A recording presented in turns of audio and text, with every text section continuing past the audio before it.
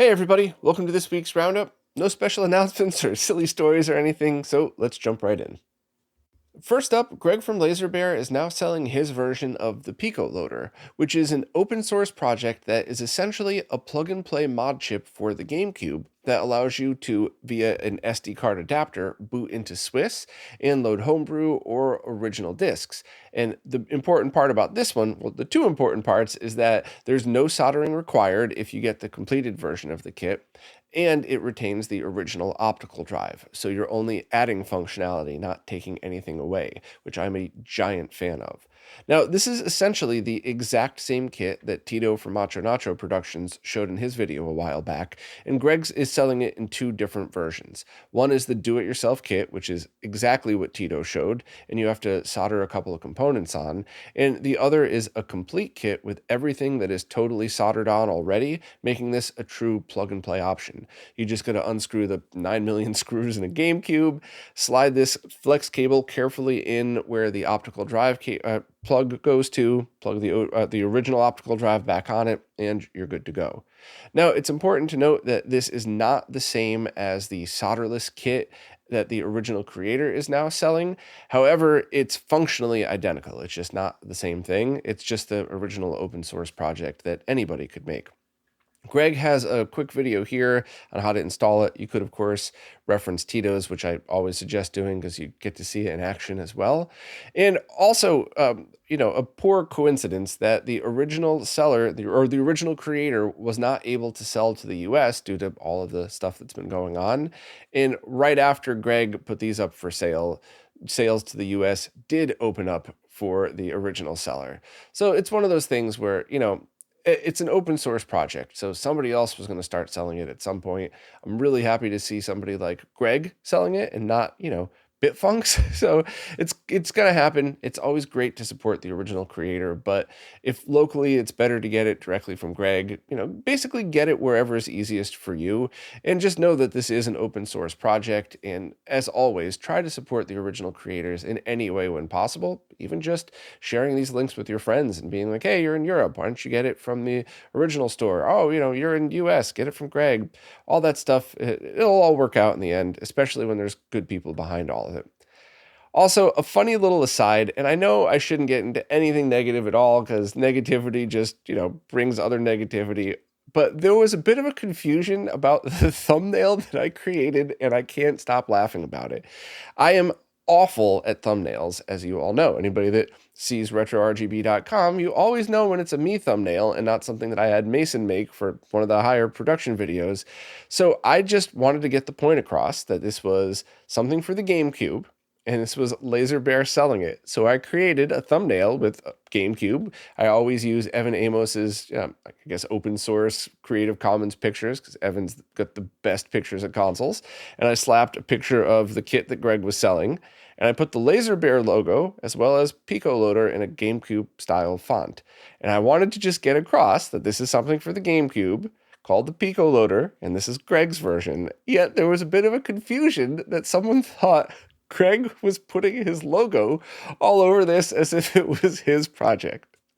No, Greg's not like that. Anybody that's been in the scene more than a day knows that. This is just my awful, awful thumbnail skills. And I'm leaving it as it is because, you know what? I'm going to own it. I'm terrible at thumbnails. That's why I have Mason Conrad Media. Shout out to him, of course. That's why I have him do all of the thumbnails for everything else other than just the individual posts like this. But yeah, I just was laughing so hard on that one. No, Greg did not slap his logo on and steal the design. It was just my terrible thumbnail skills. So hopefully you all get a laugh at that. I'm not trying to start trouble or anything, but I found that so funny I had to share, which means half of the people listening are probably annoyed by it. It is what it is. I still thought it was funny. Sorry to Greg for accidentally sending negativity his way, but yeah, just a logo. There's a bunch of really important updates for the SuperDock add-on to Taki's Superstation All-in-One Mister project, and I want to dig into all of them because there's a lot of really important updates, and to be blunt, I am way more excited about this now than I was when it was first announced, and I feel like everybody listening who's into this stuff would definitely want to hear all the details, or at least clarify the details you may or may not have already heard, so give me a moment to go through this because I think it's pretty awesome. So stepping back a moment, the SuperStation is an all-in-one mister. It's the DE10 as well as the DE10 Nano as well as the I/O board all in one, with a case that looks like the second PlayStation 1, the PS1 Mini, the PSONE, whatever you want to call it. And it functionally should be the same as just the I/O board and DE10 Nano in one, just like the Mr. Multi-System 2. And as a concept, I love it. It's small, everything's built right in, it's affordable. As long as it performs well, I think it's amazing.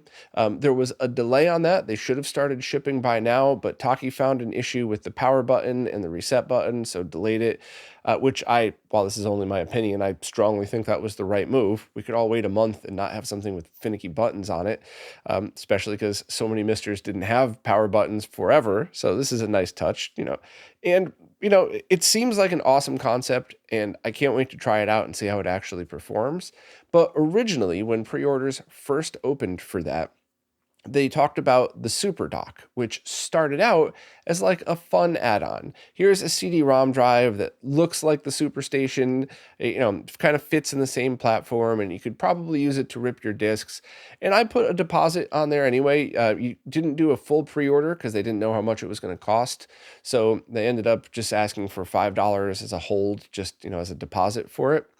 And I thought it was neat, but it was just also kind of weird. But I just wanted to wait and see, and I'm really glad I did, because what the team ended up doing with this is awesome. So this SuperDock does have, and it's now a DVD-ROM drive built in, a DVD writer, and that's just for availability. It's easy to get DVD-RW drives in this form factor, but really hard to get CD-ROM drives in that form factor, so that makes sense. The price went up a little bit because of it, but at least it's something they could actually make for a while. It has a built-in USB hub. It has a built-in snack adapter, so that if you want to just use your standard snack light gun adapters and not just the PlayStation ones in front, that'll totally work. It's got an NVMe slot, so you could actually have a NVMe hard drive and put all of your Mister files on there. But it also now can run your games off of disk for the PlayStation 1, the Sega CD, and I believe the PC Engine CD as well, and possibly some others. So that's massive. That is a huge game changer. Now this thing could sit on your shelf and actually work like an original PlayStation 1. And I do really like that it's a separate piece, because while I'm sure many of us would rather have it actually look like the original PlayStation 1 and you put your disc right in, I'm sure there's an equal amount of us that's like, that's cool and all, but I have my original console. I want a Mister. So I like that it's an option that we don't all have to pay for right out of the gates. So that's huge. That's a big deal. Now, in order to figure out what to do with this, you could just place your pre-order now, which is what I did, and it came to $73 total. That's for just the SuperDock. If you wanted to, you could order this and delay your whole shipment so it all ships together, and that should be early next year at some point. Or you could do what I did and order it separately and then email them and have them cancel your original pre-order for just the SuperDock and refund you the $5 plus shipping or whatever that was. And if you do end up doing that, it's the email address I put in the post. You probably got an email from them anyway, so you could just respond to that with your order number and let them know which of the choices that you want, and just give them some time. They're doing them in batches, so I think I got my confirmation email a couple of days after I sent it in and everything, but it's all seems very fair to me. So I decided to do it separate because I want the SuperStation as soon as possible so I could start doing all my usual deep dive testing. And then whenever the SuperDock is available, fine. But if you're not in a rush, you could save on shipping and just have them all in the same order. You just have to pay the difference or whatever else.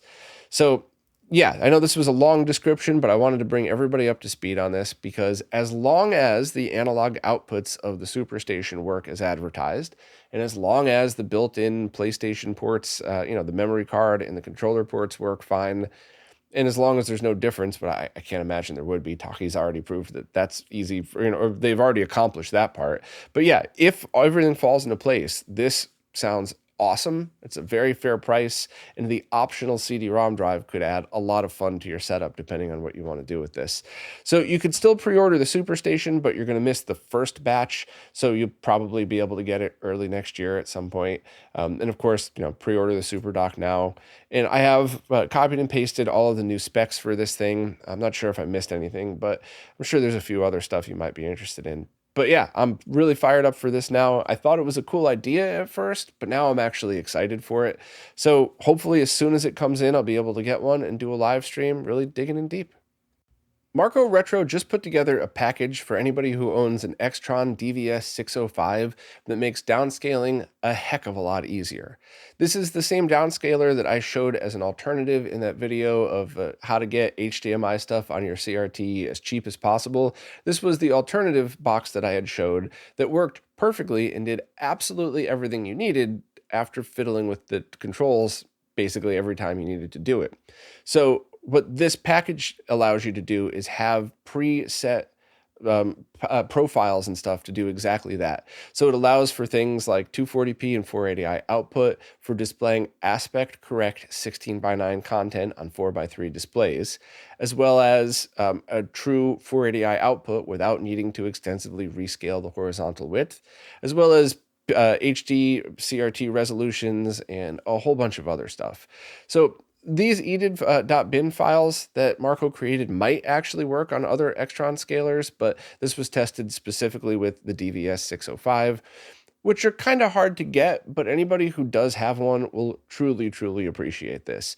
So if you're interested in how to use this thing and what else it could do, absolutely check out Marco's video on it. If you want to know if you could use it for 24p stuff, the answer is yes, and I did a live stream with Marco testing exactly that, which is very cool. So that way, if you want to use this for getting a Blu-ray on a PC CRT monitor in 72p proper cadence type of stuff. I know I seem to be way more excited about that than your average retro nerd, but I think that's one of those things that after you see it in person, everyone with a PC CRT monitor is going to start messing around with that. But yeah, thanks to Marco for doing this. It's a massive help. Anybody that watched that live stream we did together saw how long it takes to dial these profiles in. So just being able to use it, something that's already pre-configured, is a huge help. Kevin Malott has just opened pre-orders on a new batch of Mr. Carts, which is a VirtualBoy ROM cart designed by Mr. Flower and is being sold with permission by Kevin. And this batch will only be offered with the high-quality aluminum shells in either red or black, and the price is $235, and it's due to ship to customers before the end of the year.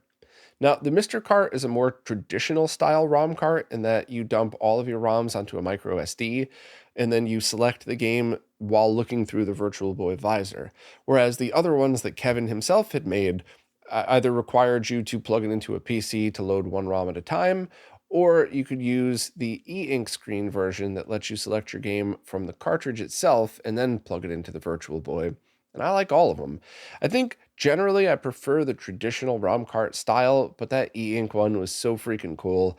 So I'm really happy there's choices, but just remember that since VirtualBoy stuff is generally a lot lower volume than more mainstream consoles like Genesis, N64, and stuff like that, it's harder to find this stuff because they have to be made in batches. It's not really something that's easy to keep in stock. So if you were waiting for a VirtualBoy ROM cart, definitely jump on this, because no telling when the next pre-order is going to open and for which cart it's going to be. So this one's definitely fully capable. It could run all the ROMs, including the newest homebrew, which in my very strong opinion rivals or exceeds all of the official VirtualBoy library from the 90s. So you could play absolutely everything on this one as well. So links to absolutely everything are here in the post, as well as a live stream I did with Kevin a while back where we went through some of the awesome hardware editions available for the VirtualBoy, as well as showed off some of the homebrew that was available then. There's more now, but I would definitely recommend at least watching the first 20 minutes of that to get a sense of how much awesome stuff is available for the VirtualBoy, and now you could add the Mr. Cart to that list as well. My most played video game of all time, the 240p test suite, just got an update for the Saturn version that adds controller tests as well as audio tests. So obviously, all kidding aside, the 240p test suite is absolutely an essential tool for anybody doing anything on retro consoles these days. Even if you just do the absolute basics, having this free software available is incredible because it allows you to have everything from test patterns to hardware tests, just to make sure that you have everything the way that you need it. And the Saturn version's coming along, and these extra additions are all very much appreciated. So for anybody who uses Saturn Homebrew in any way, just get this latest version of it, and now you have an awesome updated tool for your Saturn. And of course, thanks to all of the developers who work on it, because while it's Artemio's project, there have been a lot of other people who have stepped up over the years and really helped out, and I appreciate absolutely all of it, because this is an essential tool, and you see it in basically every single one of my videos for a reason. So thanks to everybody involved. And yeah, if you got a Saturn and you have the ability to load Homebrew, just update it to this version and have an updated test tool. So I finally released that video about OLED gaming monitors, and the whole goal of the video is just to try to help walk you through how do you deal with different resolution OLEDs when you're especially a retro gamer, since they don't make 1080p 60 or really any 60 hertz or 1080p OLED gaming monitors? How do you compromise to go to 1440p or 4K? And the short version is, if you're a PC gamer, try to match it to your video card, because a lot of people might be better off having their games be played at 1440p and at the higher refresh rate rather than go to 4K. Or if you're just on a budget, the 1440p ones are almost half the price of the 4K ones, but the 4K ones are amazing. So if budget's not an option, and if you use it for gaming through a scaler as well as just as a PC monitor, the 4K ones are absolutely incredible. But this video goes so much deeper than that. It really digs into the whole, well, since you have this extra refresh rate to work with, how do you take advantage of it? And is it better to run something like your RetroTink 4K, either the Pro or CE? Is it better to run that in a higher refresh rate and try to get the lower latency of the panel? And if you do that, how could you take advantage of BFI? And what are the different BFI settings like? And what's the latency with all of it? This is pretty in-depth, but I hope it answers all of the questions for you. And I also hope I was able to demo 3 amazing monitors.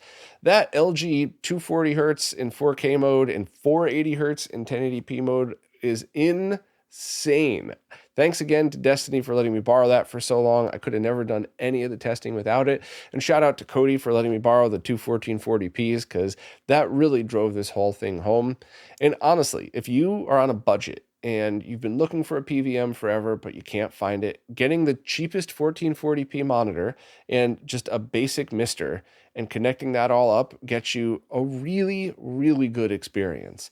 It's not quite a CRT experience, but it's very close, and it's a great way to get started.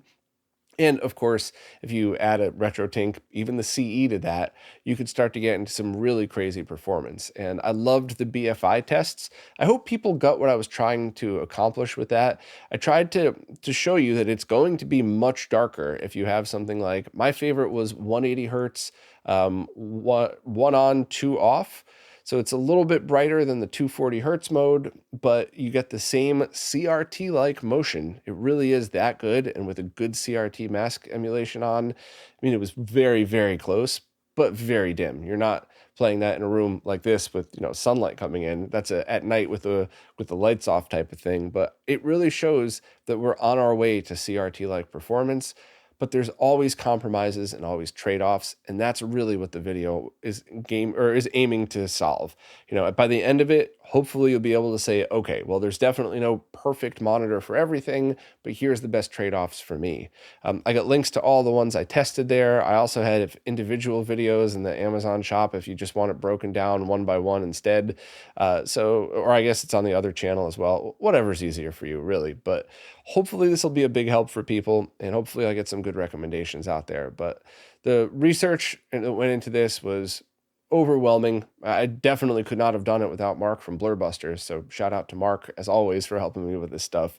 But yeah, this one was fun and exciting, and hopefully you all enjoy it as well, because I really think it puts everything into perspective. And the only other point that I did make was that in testing, I kind of found that depending on the game and the console, I liked gaming on the 27 and 32-inch OLEDs better than the 77-inch OLED that I got. Now, that's not for every game in every scenario, but I do think it's just because all of these games were designed on small CRTs, and we're all using them that way. When you're on a 77-inch OLED, your head's kind of always going in every direction as you're watching Sonic bounce across the screen, whereas on a smaller display, that's kind of how it was meant to be played. So you're really just moving your eyes, not your whole head. But that's preference. Maybe my preference will change again in another year or two. Who knows? But I just wanted to put that out there because if you're really trying to get a dedicated gaming station, a smaller gaming monitor like this might actually be your best choice. So let me know what you think. I obviously read all the comments. If you want more stuff like this, let me know. And hopefully I'll be able to do more testing in the future and maybe even test the next round of crazy OLEDs that get released. Homebrew developer Bad Computer Zero has just released the latest Master System homebrew game called Astro Climber, and this is a vertically scrolling arcade-style action homebrew game, and it's available for free on the itch.io page, but as always, if you're a fan of this stuff, consider supporting the dev because that means more of these would be able to get made. But this features music by Polaria Poyan, the same person who did the music for the game I talked about recently, Raising Core, which is still in alpha or beta shape, but it's by the same developer, Bad Computer Zero. And yeah, it just looks awesome. So this is kind of one of those, if you're a fan of the Master System and you have the ability to run homebrew, this is a no-brainer. Download it, load it up however you want to, and give it a try and see if it's for you. And if you like it, support the creator if you're in a position to, and if you don't, that's cool. Maybe you'll be able to pass it along to somebody who does and spread the Sega Master System love. But thanks to Bad Computer Zero for continuing to make this stuff. So in all this monitor testing I've been doing, I needed to find a desk stand that allows VESA mounting and rotation at the same time. I wanted to show this off for that OLED monitor in the video I just talked about that didn't have rotation. I wanted to be able to show that there is an alternative. So if you liked that display, but you needed it to rotate, here you go. And I also needed it to test the new Arcuda arcade machine replacement LCD, which I will be doing a live stream on that this week if anybody is interested. It seems like a very cool and very unique display. But I needed the stand to do it. So I just randomly picked one on Amazon and it turned out to be exactly what I hoped for. But I do want to drive a point home that I did make in this video, but I want to make sure everybody listening hears it. Make sure all of the screws are snug. Obviously not super tight. You don't want to crack anything, but if the screws are loose, it's not going to perform well and the monitor won't be secure. However, if everything is screwed down properly, especially once you put it inside the stand and you screw the rear screw in place, when I pick this thing up now, I grab it by the display and pick the whole thing up that way, and the display has never fallen off. And that was a huge point because I'm borrowing these monitors. I didn't own that 1440p OLED and I don't own the Arcuda one. So if anything fell off, I'd be in trouble. So I just wanted to drive that point home that as long as everything is secure and snug, it's awesome. So for $20, if you need a desktop stand that rotates, definitely consider it. I'd used the 27-inch widescreen and a 26-inch 4x3, and both were able to rotate without hitting the ground in its highest position. So yeah, if you need a VESA mount desktop stand, here you go. Well, that's it for this week. I ended up with the first cold of the year, though. The weather gets colder and everybody around just starts to get sick, and I caught whatever is going around here lately. So I always try really hard to be conscious of that and to not like sniffle into the mic or something, but my apologies if I just subconsciously let any of that slip through. I know I probably got watery eyes and looking like I'm baked or something like that, but nope, just, normal every year cold stuff. So hopefully as some tea with honey in a couple days, I'll be back to normal. But anyway, nasally voice aside, I hope this week's episode was fun. Thank you, as always, to everybody who watches, listens, plays nicely in the comments, and especially thank you to anybody who supports in absolutely any way, because it really is you who's keeping all this stuff going. So thank you all so much, and I'll see you next week, or sooner if you join the upcoming live stream. This week's Roundup is brought to you by Neo Paradigm Entertainment, connecting Southeast Asian influencers with opportunities in the West.